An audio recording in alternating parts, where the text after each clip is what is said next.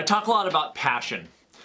I'm a huge proponent of people finding something to be passionate about. It's one of these things that makes, frankly, life worth living, and gives us direction and motivation, and removes us from a lot of the mundane crap that we deal with, like office stuff and a boring work, kind of unfulfilling professional life, that kind of thing. Having something that you're passionate about that you can go to really liberates you from the what can happen, which is, we just have day-to-day boredom or just restlessness.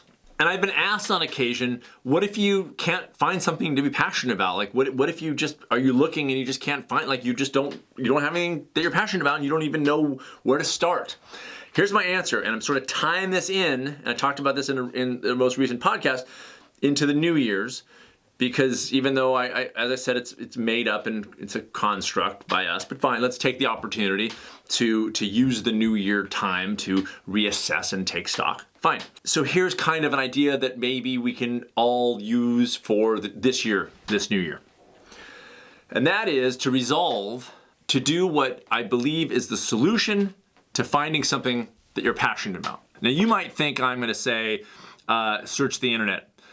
What am I passionate about? By the way, side note, the word passion comes from suffering. Best not to read in too much to that right now. But here's the resolution that will lead you potentially to find something that you're passionate about. Are you ready? Stop looking, shut up long enough for some things to come in. If you listen to artists, musicians, writers, actually people who create, not actors, people who create, they will often say the ideas just come to them. I've had that experience myself as a singer-songwriter and writer. Just, you're kind of in this place where an idea comes. That occurs when it is quiet enough for you to frickin' hear it.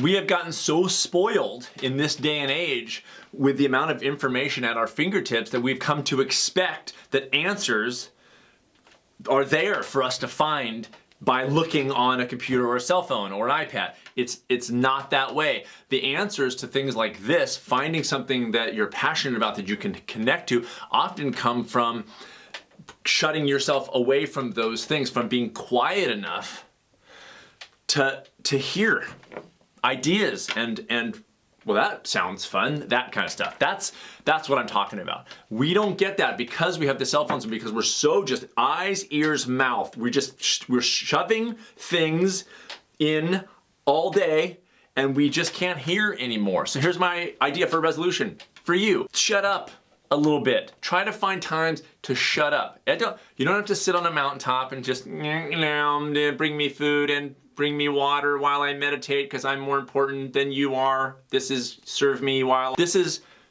in the world, moments of silence when you can find them in your car. Don't turn on something right away. When you're in a subway, just take these things out for 5 seconds and just sit there. Yeah, there's people around and there's noises, but they're not being shoved at you. That's the moment, that's the solitude, that's the aloneness that if we find more of that, trust me when I tell you, things will present. And it's not magic.